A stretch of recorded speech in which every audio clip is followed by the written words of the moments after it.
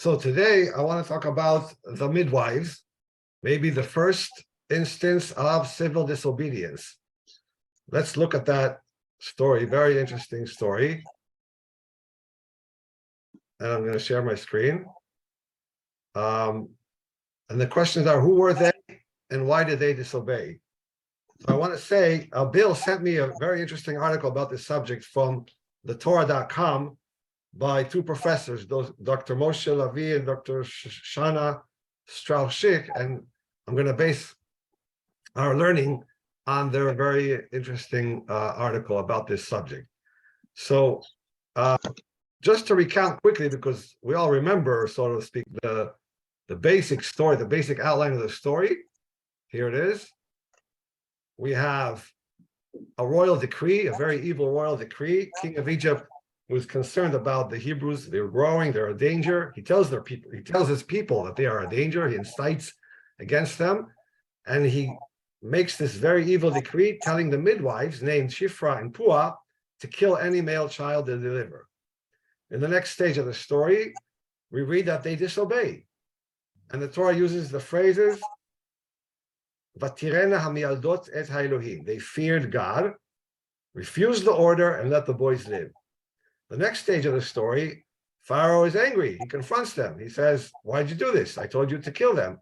And they make an excuse claiming that the Hebrew women are vigorous, literally chayot, and give birth before the midwives even show up. So they didn't even have time to kill the babies. They were already born. And then the anecdote ends with God rewarding the midwives with houses, batim, and again it's stressed that they feared Elohim.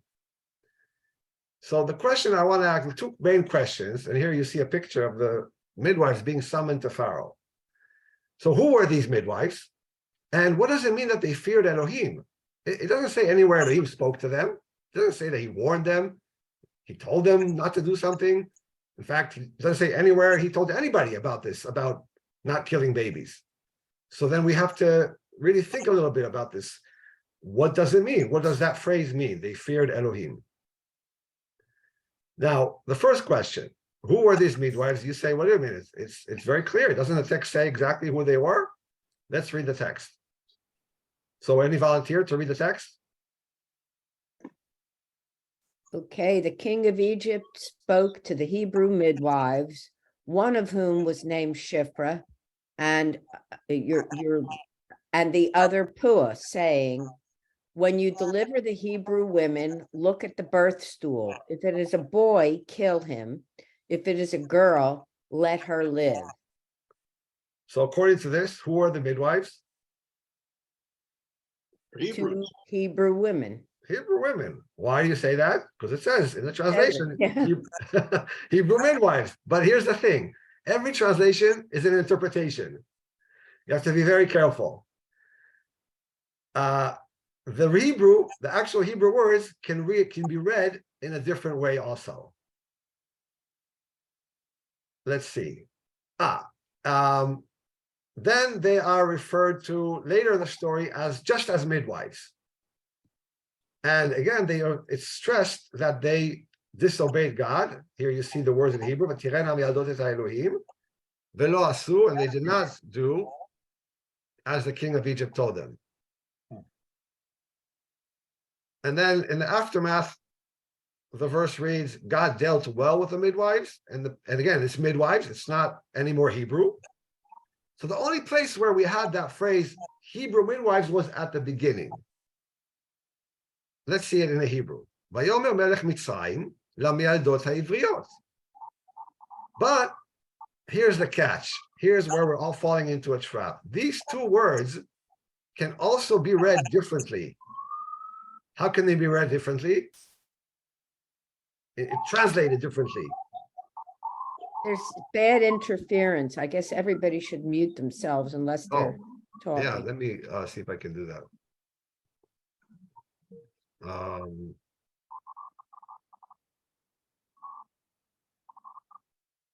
I muted everybody. If you want to talk, unmute yourself.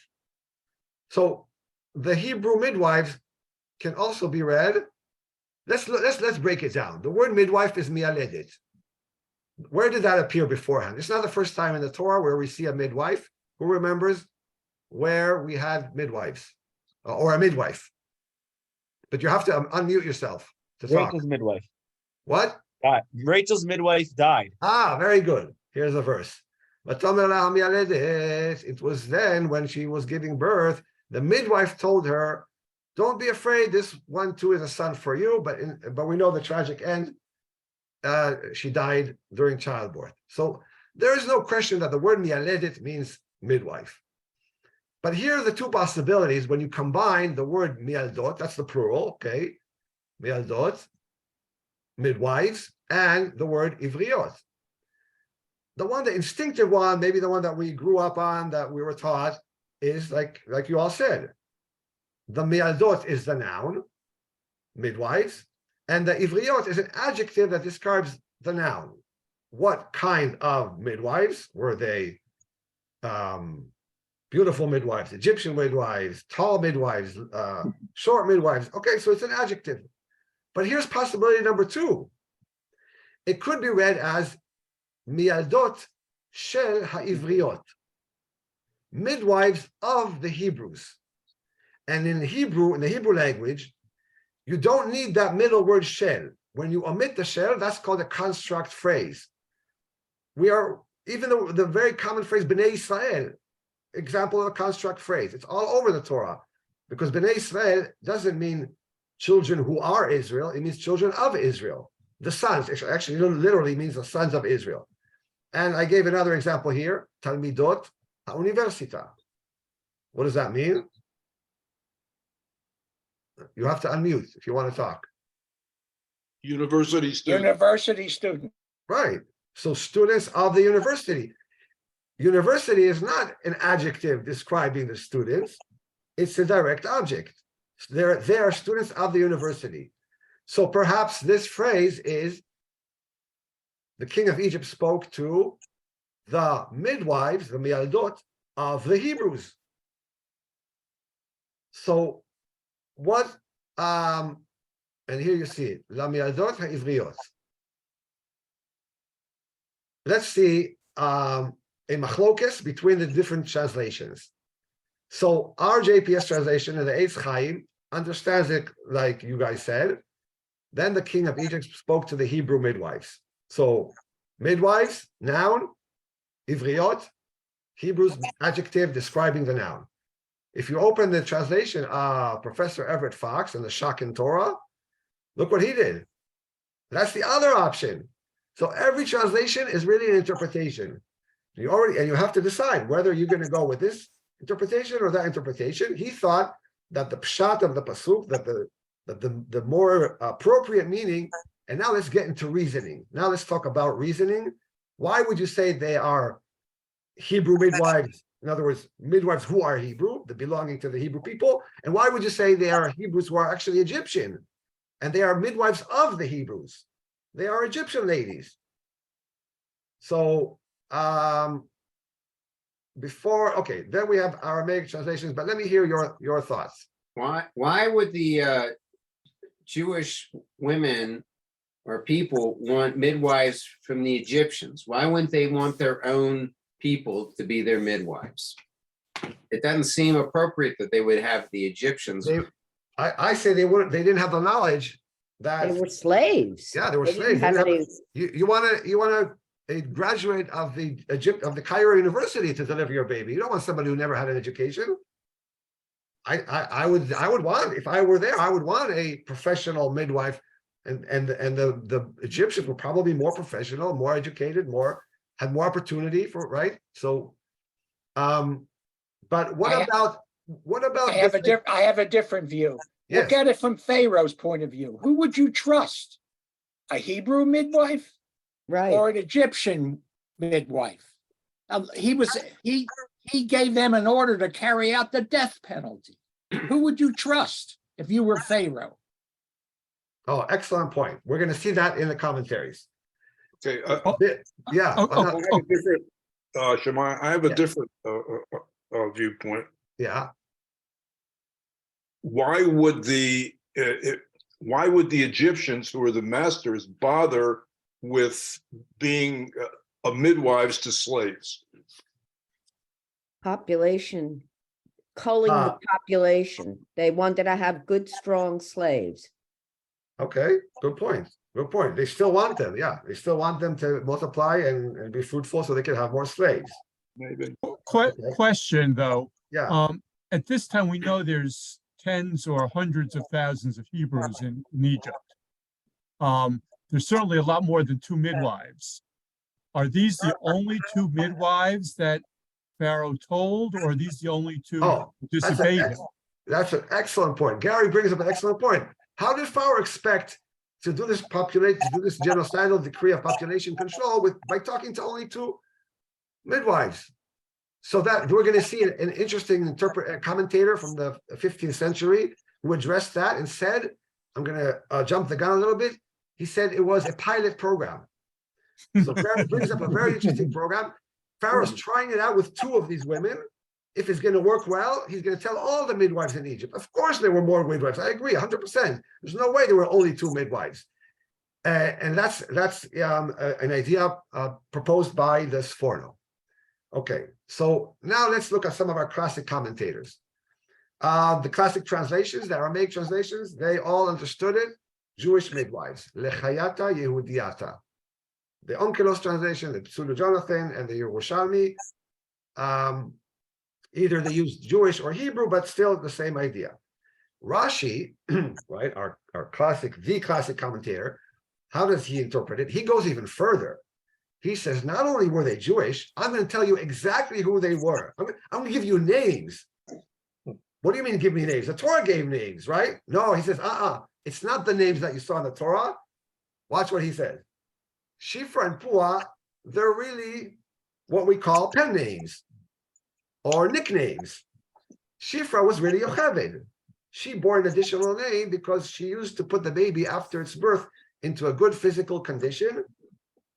Meshaperet, drawing a play on words on the word leshaper, to improve, by the care she bestowed upon it. And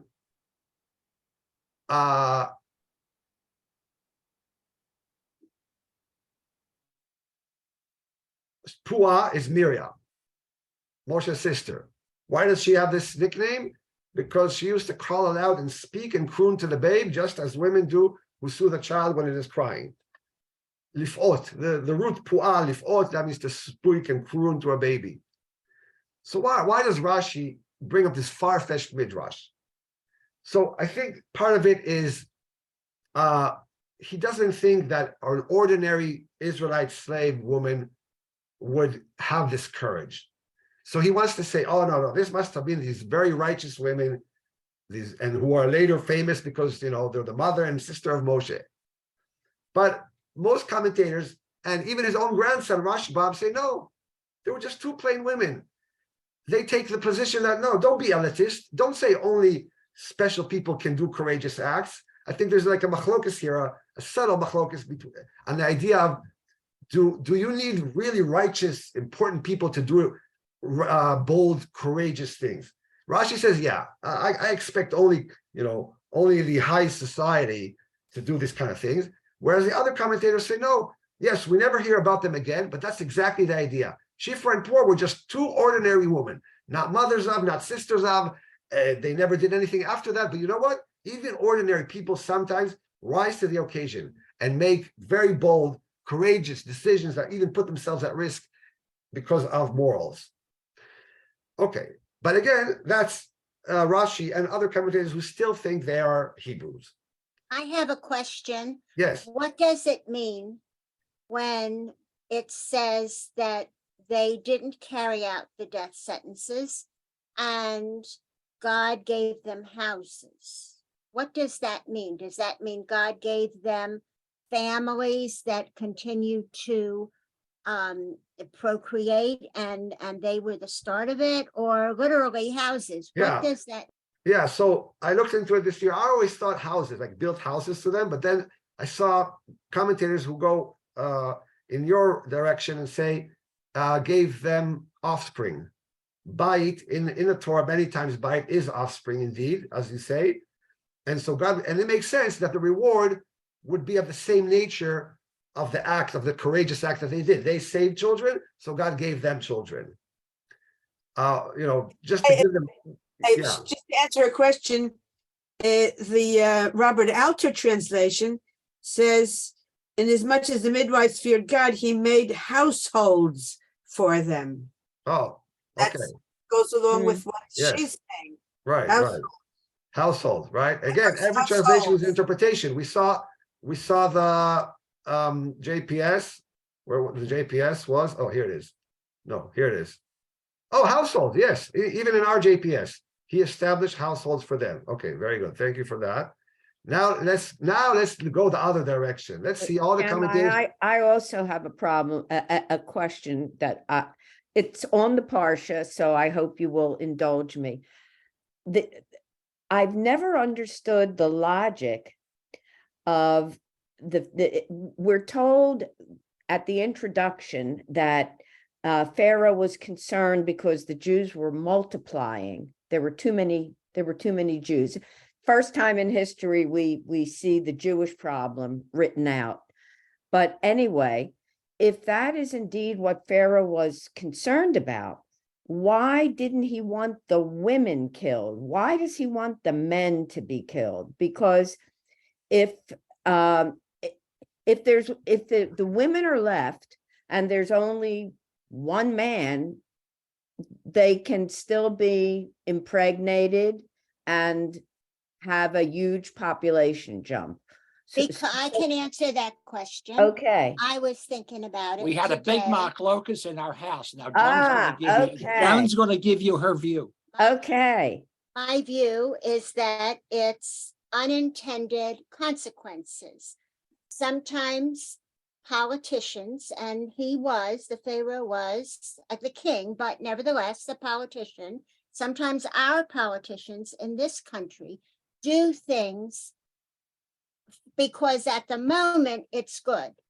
But generations later, it's a terrible mistake. So there's unintended consequences. At the moment, he just wanted to get rid of the Hebrew people. And if he got rid of the males, the women would then marry into the population. And that would be the end of the Jewish people. And maybe that was part B of his plan that's not in the Torah, that he would keep the women as concubines or whatever they did back then in the Middle East. If you think in terms of Hitler, Hitler's idea and his people thought it was a great idea, get rid of the Jewish people. Now, if you think about it, he did try his hardest to do that. But if he hadn't done that, he probably would have won the war. He got rid of Einstein. There might have been a bomb that he could have had because of the Jews. He got rid of their intelligence. He got rid of their know-how. And with that, he might have won the war. But he had a point of view.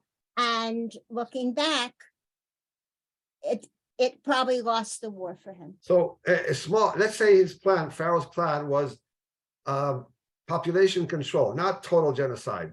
Then it makes sense because a man can impregnate many women and have many children. But a woman, it's hard for a woman to get pregnant. So she can only give birth to 1, 2, 3. But you still want slaves, right? You still want a slave population. So that's why you leave the woman.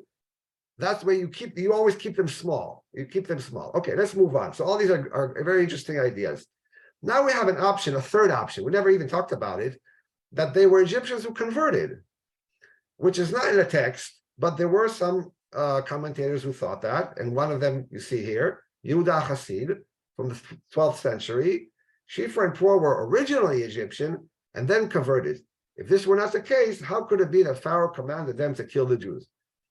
To Bill's point, why would a Pharaoh expect a Hebrew midwife to kill her own people? Now let's go to the ones who say outright they were Egyptian midwives. And why do they say that? So Don Yitzchak Abarbanel the Portuguese commentator, philosopher from the 16th century or 15th century, he says as follows: they were not Hebrews, since how could Pharaoh's mind be confident that Hebrew women would murder their own people's babies? Rather, they are the midwives of the Hebrews, i.e., they assist the Hebrew women in the birthing process, just as the next verse says, when you deliver the Hebrew women. Following him, Shadal, the abbreviation that we use for Shmuel David Luzzato from Italy, from the 19th century, was well versed not just in Torah and Talmud, but also in science and philosophy and philology, supports Abarbanel. And he says, Abarbanel's reading seems correct. For how could it be that Pharaoh could command Israelite women to annihilate their own people by killing all the male offspring and believing that no one will find out about the matter?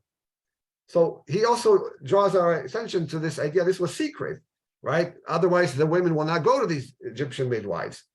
So how do you think, let's say they won't, the Israelite women, of course they'll tell their own people. At least they'll tell them. Maybe they won't defy Pharaoh. They're afraid of being executed, but at least they'll tell them, so there won't be a secret anymore. And the Israelite will know not to go to these midwives.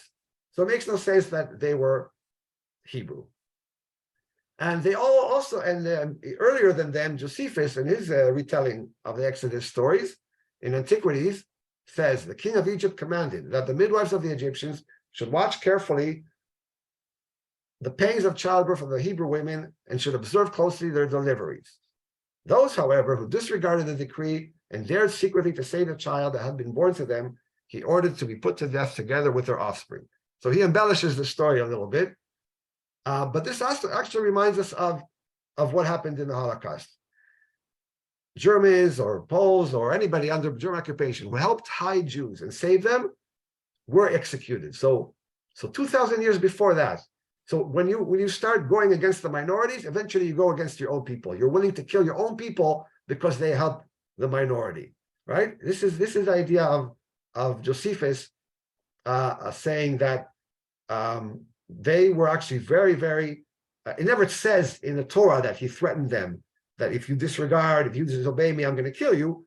But in his retelling, Josephus embellishes a little bit, but an idea that we saw very, very recently, very sadly, in recent times, in the 20th century. You didn't have to, you had to assume in the Pharaoh's time, if anyone disobeyed him, it was automatically a death penalty.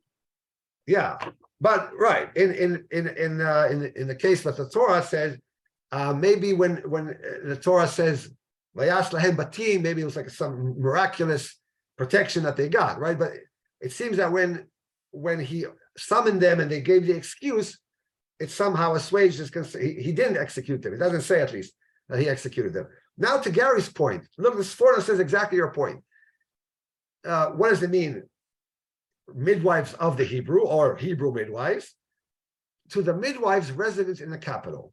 It was obviously impossible for such a large number of people residing in so many different parts of Egypt to all be serviced by only 2 midwives. However, after the midwives in the capital, though Egyptian, so he's following along the lines of Josephus, of Abarbanel, of Shadal, they betray the instructions by their king and explain to their king, that excuse that they are vigorous, the Israeli women at childbirth are vigorous. The king did not bother to rely on midwives anywhere else either, and the scheme was abandoned. So pilot program failed. Okay. Now, what about the grammar? Quickly. So shouldn't the grammar tell us whether it's midwives of the Hebrew or Hebrew midwives? So in construct phrases, in the male, if they were males, if somehow the midwives were males, we would know exactly which reading why, because words change. See, let's look at the phrase Talmidim Yehudim. Does it mean Jewish students or students of Jews? It's very clear, since they are male, I'm talking about male students, there's only, the word changes if it's a construct. It becomes Talmidei Yehudim. Students of Jews becomes Talmidei. That's because this was a male plural word. However, so to the question, does it mean Jewish students or students of yours? It has to mean Jewish students. This phrase here has to mean. But when we go now to the plural version, the female version, Talmidot shel Yehudim, the word Talmidot does not change.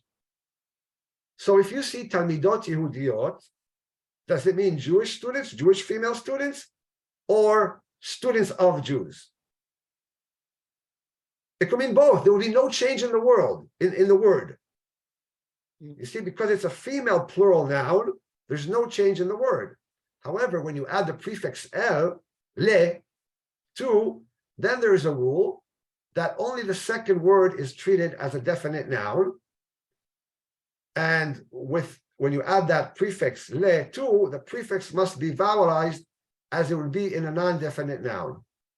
Let's look at an example.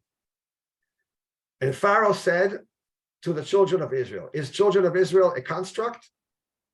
Yes. Yes, right? It's children of Israel. Now look at the lamed. It has to be with the dot, with the E sound. To the is li. But if it weren't a construct, if it was just a regular noun, it would be la. As it is in our pasuk. So the Masoretes will put the vowels on words by putting that ah sound on this lamed, told us that they understood it as midwives who are Hebrews, noun and adjective. Had they understood it differently, they would have to put li miyaldot ha'ivriot. They would have to put li, like you see here. But the current text that we have as it's vowelized, at least by the Masoretes, but that came much, much later. So even vowels are an interpretation. Even vowels are interpretation. Once you put that vowel under the lamed, that patach, that ah sound, that tells you that those who did that understood it as a noun plus a adjective rather than a construct phrase. But we're not, I mean, that's just interpretation.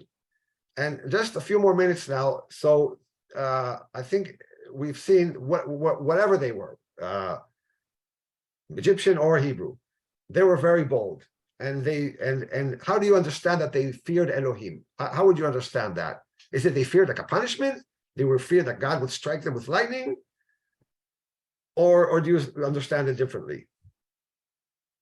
Well, according to one of the commentators, they were converts. They had converted. They were Egyptians who had converted to Judaism.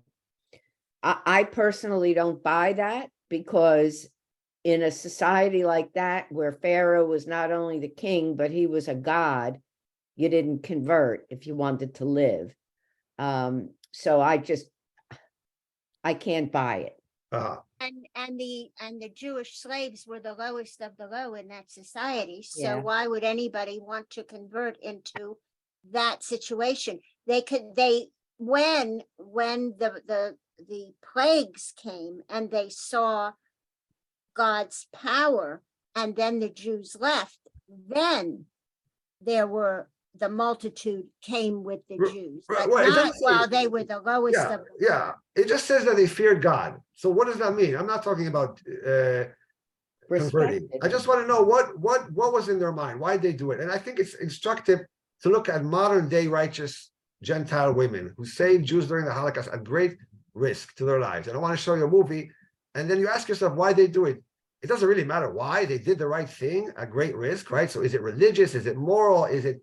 But I want to highlight one particular one. I think they're worth it because they put themselves at risk. And we owe to the few. Unfortunately, there were only few who did it. I'm going to show you a quick, it's only 3 minutes. Irena Sendler, very, very bold Polish woman, non-Jewish Christian woman. And we're going to watch a short clip about her.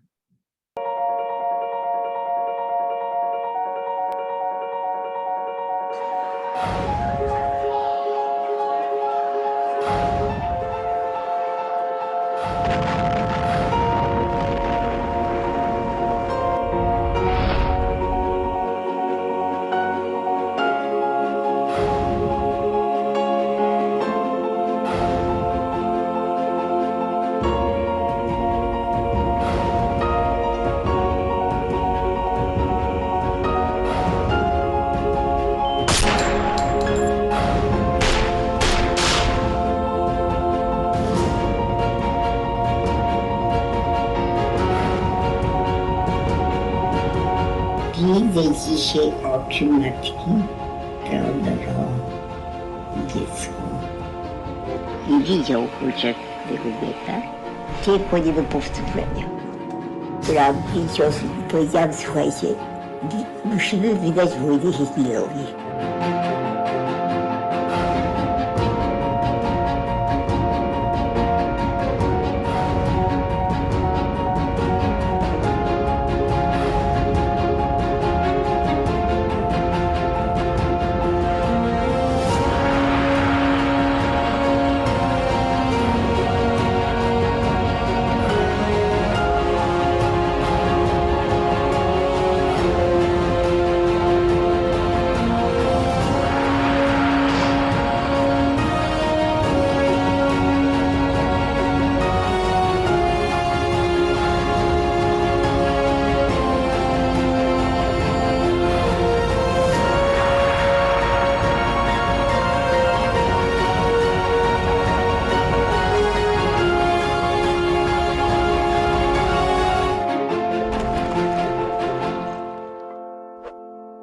So that's the story of one righteous Gentile woman named Irina Sandler.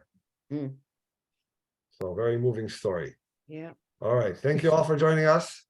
Yeah, just quickly, I was thinking of Schindler before you showed that video, but same thing. Right. Yes. Also a righteous Gentile. Yes.